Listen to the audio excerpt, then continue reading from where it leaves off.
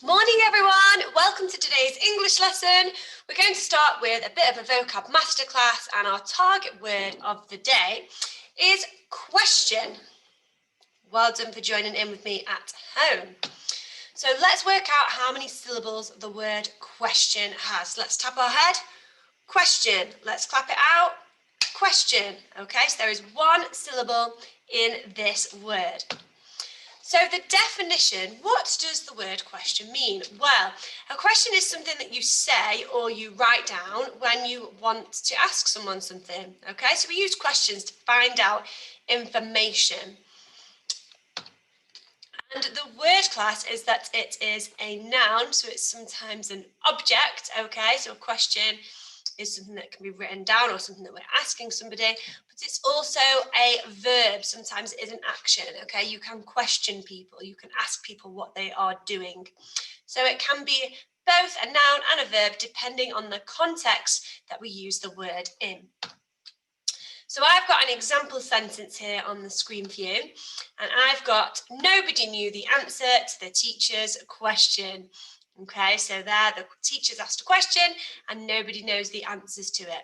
And in that context, the word question is a noun because it is referring to an object, okay? So here we have got 3 images up on the screen. I want you to have a little go at creating a sentence based on these pictures, or your own one if you want to, using the word question. Maybe you want to challenge yourself and think about using question as a noun or question even as a verb. Okay, so pause the video now and have a little go. Super. So here are my sentences that I put together. And my first one I chose was this hand picture with lots of hands and lots of question marks. And I said, put your hand up if you want to ask a question. Okay, so put your hand up if you want to ask a question. So here we've got the abstract noun again. And then the bottom one, I put the man asked a question. So maybe you've had a go at using some of these, and here the question word is a noun. But if we were going to use the question word as a verb, we might say a sentence such as, why are you questioning me about that? Or you might have, the man was questioning, okay, the presenter. Okay, so the person who is leading the session. So I've changed the word question now into a verb. So it's got different uses depending on the context of the sentence. And words that mean the same, so synonyms. So we've got the word query. Okay, so if you are to query something, that means you are asking someone about something, or if there is a query, then it means it is a question. So that is one of the synonyms, a word that means the same. And antonyms, which remember are words that are the opposite of this, are the answer. Okay, so the answer to something. So an answer is something that you give once a question has been asked. So let's just focus on that word that we've had, which was question, and remind ourselves what the definition was. So the word question is when you are asking somebody something to find out more information. It can be a verb and it can be a noun. And an example sentence is, I asked my mum a question whilst she was doing the cooking. Okay, so hopefully you'll remember that word. And I know we've covered questions a little bit before, so hopefully you've seen that before as well. So we're going to move on into our English lesson today.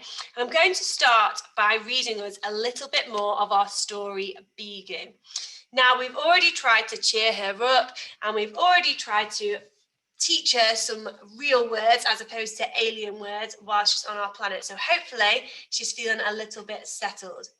I'm going to start from reading the beginning of the story, so we've got the flow to it. I'm going to read a little bit further this time. Bigu was not supposed to be here. She was lost. No one seemed to understand her. You remember, she tried to talk to the animals and the tree in her alien language. Some wouldn't even stay to listen.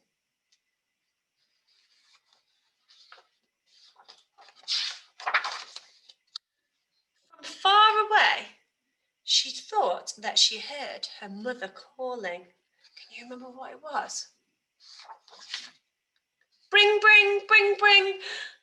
But it wasn't her. Bigu didn't like being alone. And she needed to find some friends. You see down here, she's trying to make friends with this man, but it didn't work, did it? And then she did at last. Can you see? Bigu here is in a box full of little puppies. Oh, she looks very snuggled up and cosy. But then here comes a man, and he's got a big speech bubble here, and he's saying, "What on earth?" So he's very confused at seeing Bigu in this box.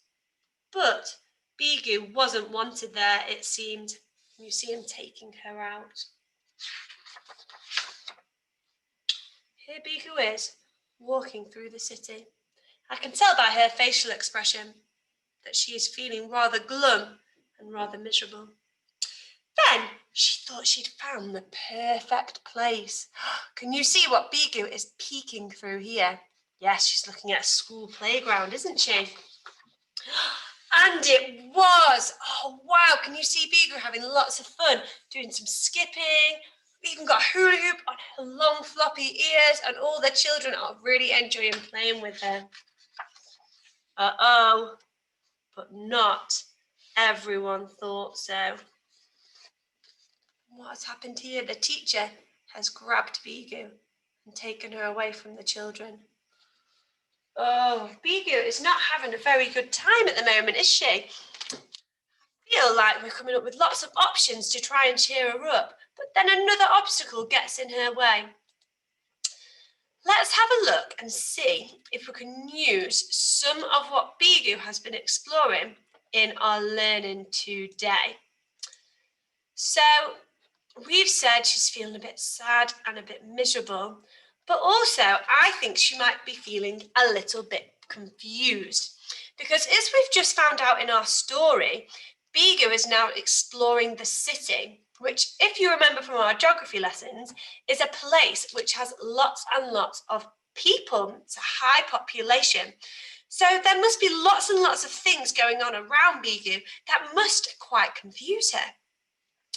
So today, I want us to use our 5 senses. Now, I wonder if anybody knows what the 5 senses are.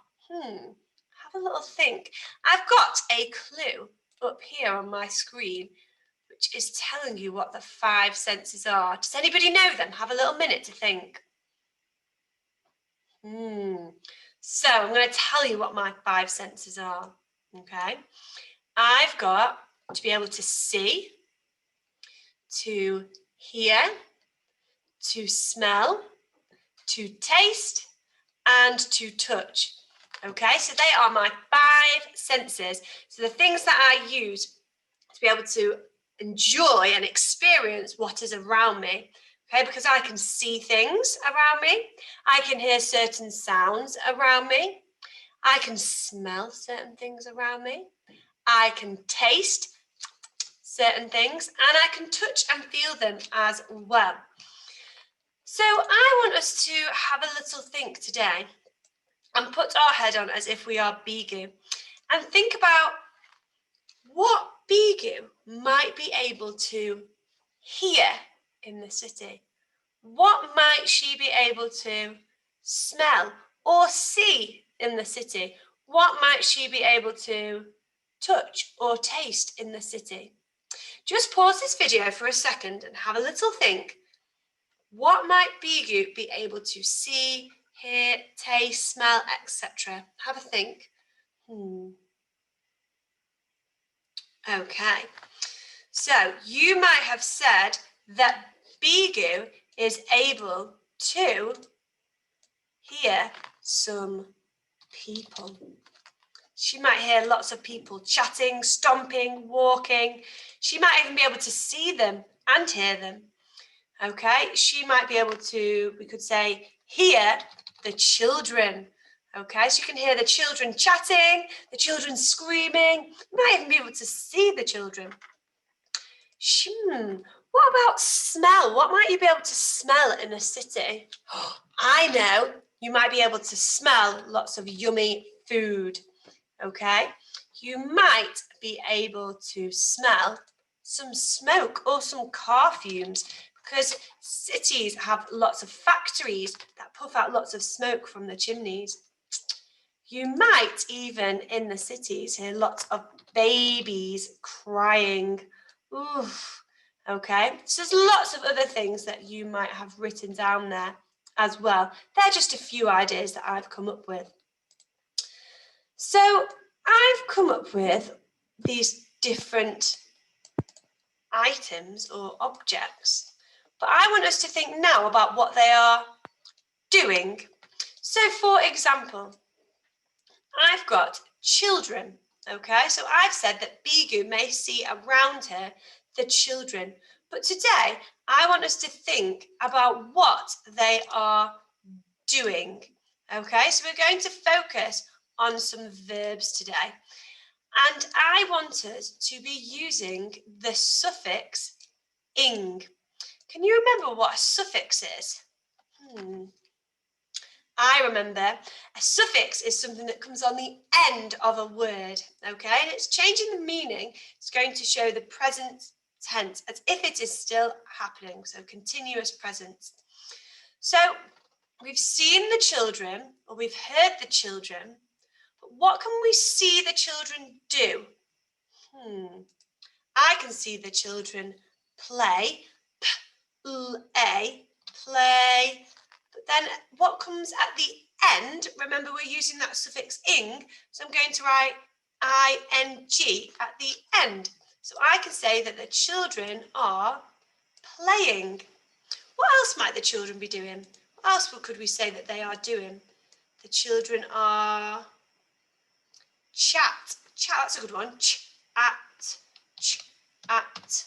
And remember, we're adding the suffix ing, but because I've got an A here, a short vowel sound, I need to double my T. Can you remember we did this a few weeks ago?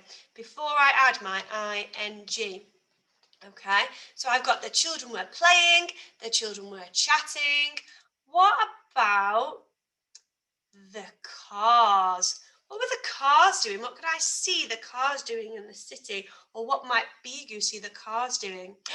I know, zooming past. Can you remember we've said the word zoom in our English lessons before, and it means to go really quickly. So we might say zoom ing, okay, because we're adding the suffix ing onto our verbs today.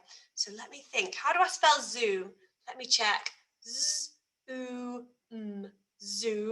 and then ing, zooming. So I've got ing, zooming. Brilliant. So I've got a few ideas. Right, let's see then if we can change some of these. So I have got the two pictures that you might need to help you today to think about what Bigu can see, what Bigu can smell, what Bigu can hear all around her. Okay, and we're going to write the objects in this section here. And then we're going to be thinking about what that object is doing. So we're going to be using some verbs and adding the ing suffix on the end to show that it is happening in the present tense, the continuous present, okay? I've got some verbs that you might want to use down here as a bit of inspiration. So we've got laugh, we've got zoom, which is what we've just used, we've got talk, we've got ring, and we've got chat. Okay, so you might want to use some of these ideas in this lesson. So I'm going to start by thinking of another object. And if you can see at the top here, I've popped dog. Okay, so Bigu saw the dogs or the puppies, can you remember? And what they were doing, so we had bark and then ing, because we are adding the suffix ing onto the end of ours. So what else might we have? I know I've got a great one. Can you remember what Bigu said she heard that she thought was her mum? Yeah, the phone. F-O-N, phone. So I've got my O. Can you remember how I made my O sound from yesterday? It's a split digraph. Ah, yes, an O and an E. O, own. So we've got the phone. And what was the phone doing? And you remember the action, what was the phone doing? Ah, it was ringing, ringing. Ring, ring. Yes, ringing. And look here again, I've got my ing suffix, okay? So make sure you've got your ing suffix on the end. What other objects could I have? Let me just flick back. Can I steal any off my other page? Children. Oh, yeah, let's choose the children. So we could say the children were, I like this verb here. Can you see it? Laugh. Okay, laugh. So I'm going to steal that, I think, because if you look at my picture here in the background, I can see that this child is laughing. So I'm going to write laugh and add my suffix ing onto the end. I think I'm going to use crowds. Crowds. Do you know what crowds are? Crowds are groups of people, okay? So in the city, we have lots of crowds, don't we? So I might say that there were crowds of people, and they were all, if we look at this picture here, they're all walking, aren't they? Or even strolling, okay? Yeah, I think I'm going to use the word stroll. Stroll means when you're walking somewhere, okay, with a purpose, strolling along. So I might say and then my suffix ing on the end. I'm going to do one more and then I'm going to stop because I don't want to give you all my ideas away. So another thing that Bigu might see, might touch, might smell, might taste. I might have, I know. She's gone to the playground, hasn't she? So I think she might see the teachers. Each, teachers. Each, what might the teachers be doing? I know what teachers might be doing. They might be chatting. Okay, so I'm going to write chatting. At, and then I'm going to double that T because of my A, and then add my ing suffix. Superb. So I've put down quite a few ideas there about what Bigu might see around her and what those objects may be doing. And I want you to have a little go at doing this in a moment. But before I do that, I'm just going to double check that I've got the action, so my verb, and then my ing suffix on the end, okay? So let's check. I've got phone and I've got ringing. So ring is my verb and ing is my suffix that I've added onto the end of my verb. So I've done that one correctly. Here I've got children. I've said that they are laughing. Brilliant. Crowds, stroll, ing, teachers, chat-ing. Fabulous. So I want you to have a little go at doing this at home. And here is the sheet that you can use, okay? You can either get this off the school website or you can just pause this now. You don't need to have the sheet if you haven't got a printer at home. First of all, I want you to label this picture or write a list of the things that Bigu can see, hear, touch and taste and smell. Okay, so do some lines and write the things such as we had before, didn't we? Children. Okay, so the first thing is either label this picture or write a list of those objects that she can see and hear, etc. Then once you've done that, I want you to have a little go at using these objects to write the action that they will be doing, such as the children will be chatting. And you can complete this in just a simple box on your piece of paper. Okay, So have a little go at doing this task for me and make sure your verbs have got the ing suffix on the end to show me that they are happening right now for Bigu as she is wandering through the city. Maybe we'll get to read a little bit more on Monday and find out a little bit more about Bigu's adventure, and hopefully she'll be able to find her way home soon. Fingers crossed. Have a lovely weekend, and hopefully I'll see you all later for phonics. Bye, everybody.